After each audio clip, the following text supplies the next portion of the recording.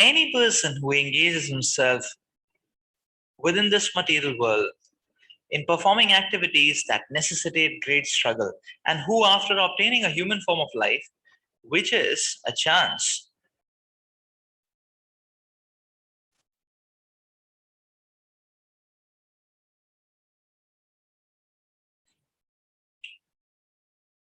to attain liberation from miseries, undertakes the difficult tasks of fruitive activities,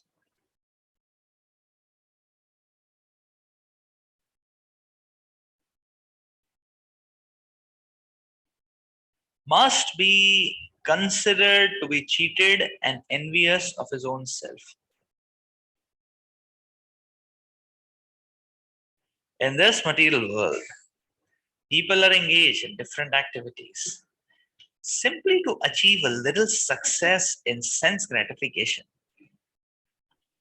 The karmis are engaged in performing very difficult activities, and thus they open gigantic factories, they build huge cities, they make great scientific discoveries, etc.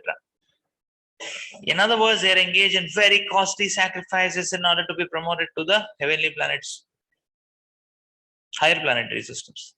Similarly, yogis who are engaged in achieving a similar goal by accepting the tedious practices of mystic yoga, jnanis are engaged in philosophical speculation in order to gain release from the clutches of material nature. In these ways, everyone is engaged in performing very difficult tasks simply for the gratification of the senses. All of these are considered to be engaged in sense gratificatory activities or vishya because they all demand some facility for material existence. Actually, the results of such activities are temporary. As Krishna proclaims in Bhagavad Gita 7:23, Antavattu phalam teshan, the fruits of those who worship the demigods are limited and temporary. Thus, the fruits of the activities of yoga, karmis, jnanis, yogis are ephemeral. Moreover, Lord Krishna says, Tadbhavati alpamedhasaha. They are simply meant for men of small intelligence. Okay, small intelligence has come here. The word Vishaya denotes sense gratification. The karmis flatly state that they want sense gratification. The yogis also want sense gratification, but they want it to a higher degree. It is a desire to show some miraculous results with the practice of yoga. Thus, they strive very hard to achieve success in becoming smaller than the smallest, or greater than the greatest, or in creating a planet like the Earth, or as scientists by inventing some wonderful machines. Similarly, the Gyanis are also engaged in sense gratification, for they are simply interested in becoming one with the Supreme. Thus, the aim of all these activities is sense gratification to a higher or lower degree. The bhaktas, however, are not interested in sense gratificatory practices because they are simply satisfied to get an opportunity to serve the Lord. Although they are satisfied in any condition, there is nothing they cannot obtain because they are purely engaged in the service of the Lord.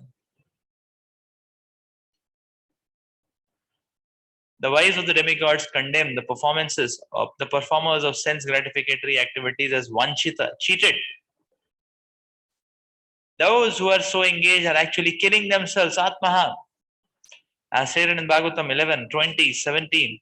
Naradehamadhyam sulabham sudurlabham plavam sukalpam guru karnadharam mayanukulena nabhasvateritam puman bhavabdhim nataret sa atmaha.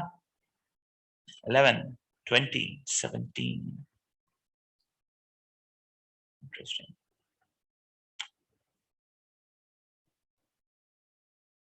When one wants to cross a large ocean,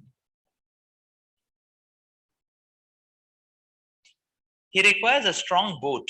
It is said that this human form of life is a good boat. Lavam sukalpam guru karnadharam, by which one can cross over the ocean of nescience.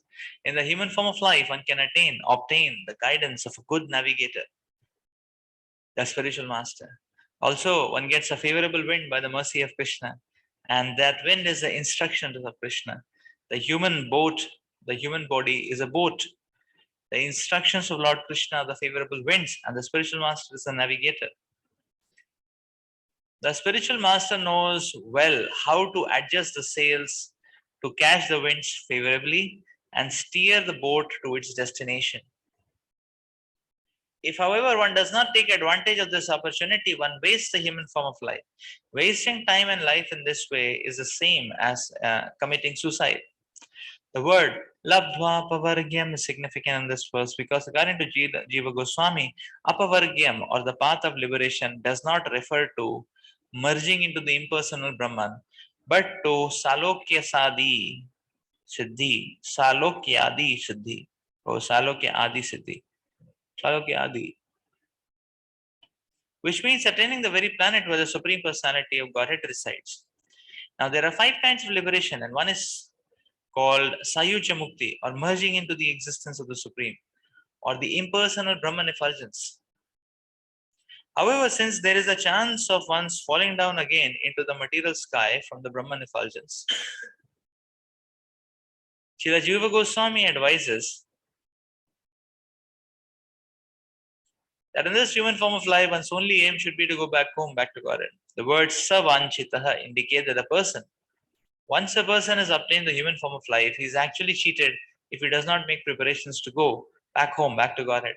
The position of all the non-devotees who are not interested in going back to Godhead is very much lamentable. For the human form of life is meant for executing devotional service and nothing else.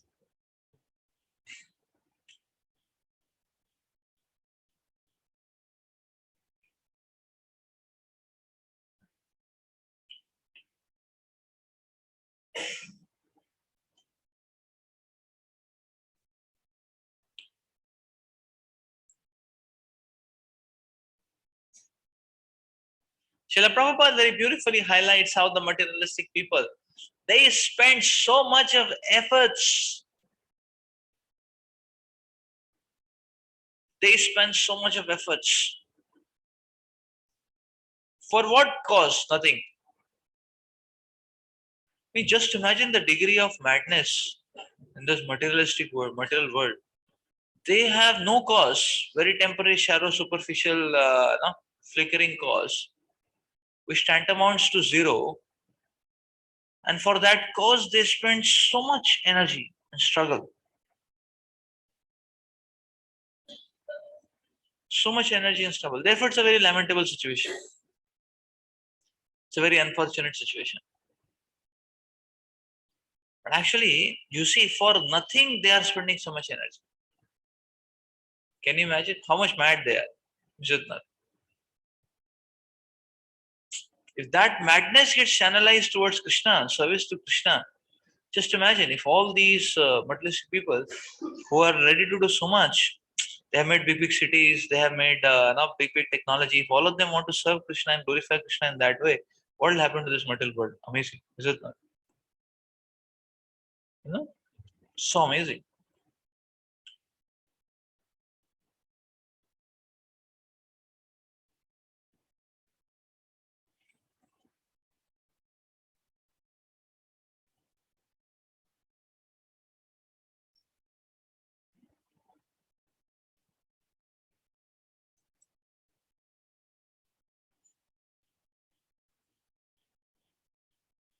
So they have an illusory goal. And Prabhupada is explaining that then they are cheating themselves, Vanchita, they're cheating themselves. Or Atmaha. In another verse, it is described, the same thing it is described, Shamayavahi Kevalam. That which is not done for the satisfaction, the pleasure of the Supreme Lord. It's Shrama Evahi Kevalam. It's just foaming in the mouth. That's it. The temporary goal, they're simply cheating themselves. Illusory goal, and that takes away such a toll, a whole life's toll, is it not?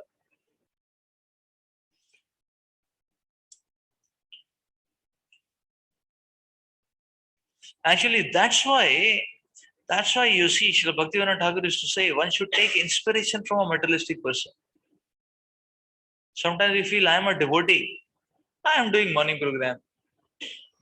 I am getting 80% marks in my sadhana. I am staying in the association of devotees. I am taking prasad also. I am doing two times a week cooking also. what more is expected out of me? Sometimes I go for follow-up also, like that. When I earn, I'll give some donation also, Not that I will not give anything. I'll give something. What more is expected from me? What more is expected from me? Is it that? And Bhaktivinoda Thakur is telling, look at materialistic people then. What a shabby goal they have, Jitnar. And they are ready to give their day and night for it. What a glorious goal we have. And we feel, anyways, Krishna supreme controller, proprietor, enjoy everything, तो अपने movement को भगवान चला ही लेंगे, मतलब मैं बीच में assist कर रहा हूँ थोड़ा बहुत, So Bhaktivinoda Thakur will say, "Arey, take inspiration from materialistic people. Pull up your cups and do some service." Isn't that? Not that जिसको आना है भक्ति में आ ही जाएगा धीमे धीमे, है ना? Isn't that? Like that.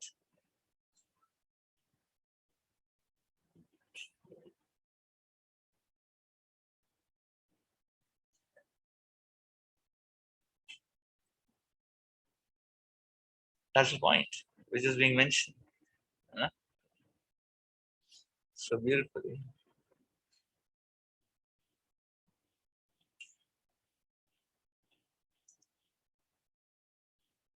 So how much more hard we should work for Krishna? That's the point. Because Krishna is so glorious. And Krishna consciousness is so glorious.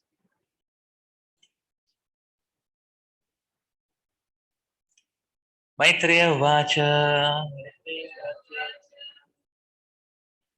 Stuvatishva Amarastrishu Patim Lokam Gata Vadhu Yamba Atma Vidam Dhruvo Venya Prapa Achyuta Ashraya.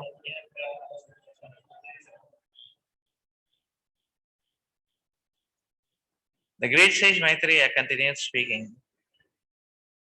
My dear Vidura, when the wise of the denizens of heaven were thus talking amongst themselves, Queen Archie reached the planet which her husband Maharaj Prithu, the topmost self-realized soul, had attained. According to the Vedic scriptures, a woman who dies with her husband or enters into the fire in which her husband is burning also enters the same planet her husband attains.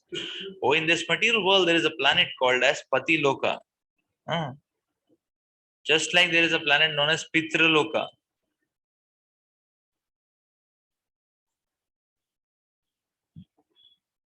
But in this verse, the word Pati Loka does not refer to any planet within the material universe. For Prithu Maharaj, being the topmost among the self-realized souls, certainly returned home back to Godhead and attained one of the Vaikuntha planets. Queen Archie also entered Pati Loka, but this planet is not in the material world, for she actually entered the planet which her husband had attained. In the material world also, when a woman dies with her husband, she again unites with him in the next birth. Now similarly, Maharaj Prithu and Queen Archie unified in the Vaikuntha planets.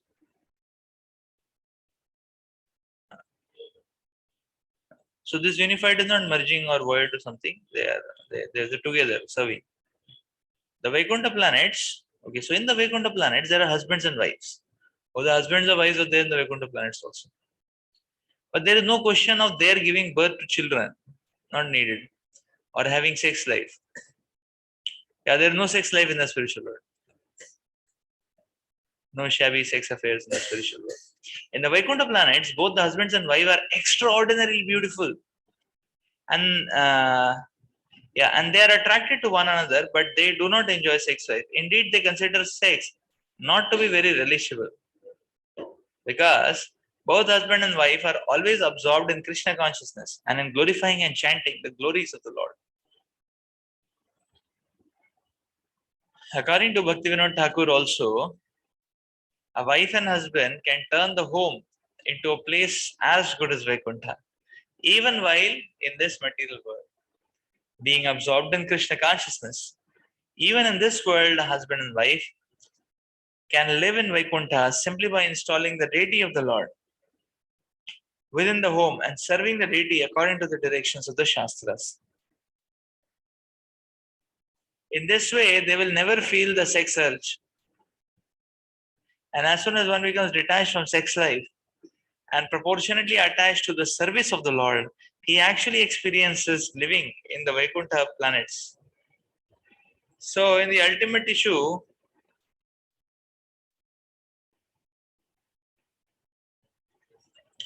there is actually no material world.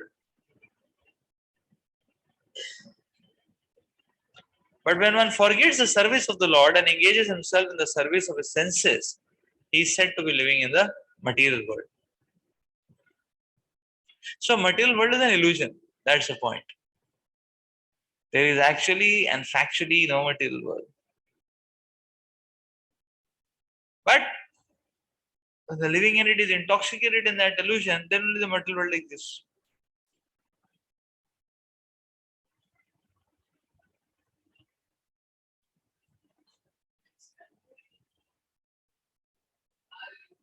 Yes, it's an illusory and temporary, correct. Illusory and temporary. Yes, it's there. No, illusory and temporary. So basically it is there in the intoxicated hallucination or imagination of the living entity.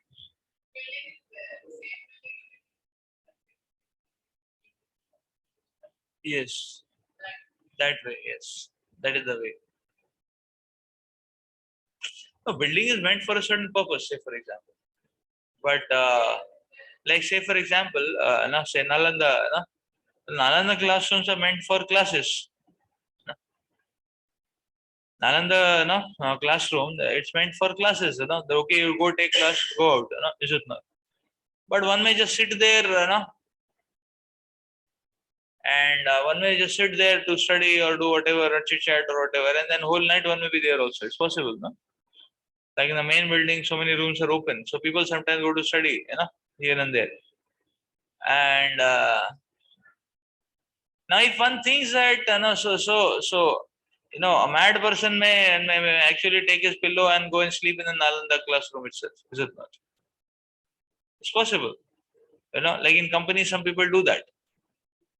They stay in the company only all night. Like that, because you can get any amount of free coffee, like that. Some companies have a stock of this also. Some stored food items, this also, cold drinks and all that. So some people, they don't want to go home only. See, yahin pe free mein sab kuch hai na. Ghar jaake kuch banana. So you can use the company office as to sleep there and do everything there, but it's not meant for it. That's the point. So therefore, this whole land, this bhumi, like that, one can use it for sense gratification, but it is meant for service to Krishna. That means this bhumi is not material actually. It is spiritual. It is meant to be service to Krishna. But somebody may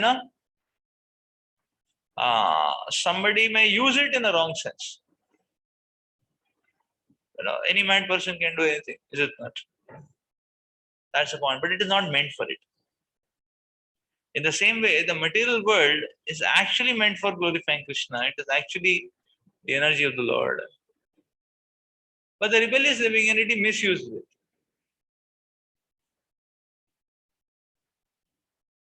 That's the point. Okay, so I think we'll stop here. We'll continue again next week.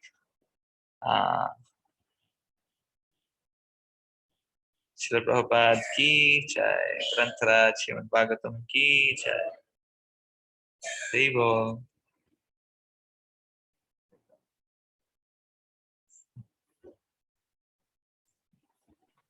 Thank you, Shankara.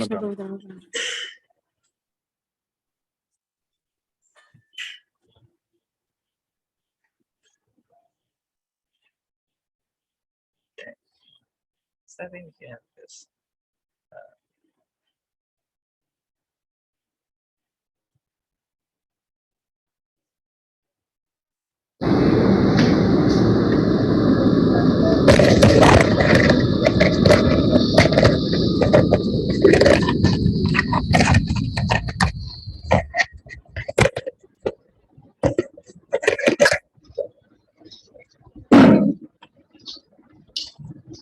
Hare Krishna Prabhu. So you have reached Delhi.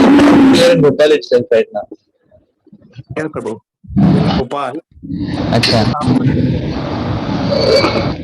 Okay, so you are in Bhopal right now. Nice.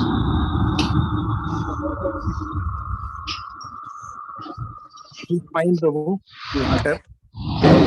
Hmm? Hare Krishna. Hare Krishna Mataji.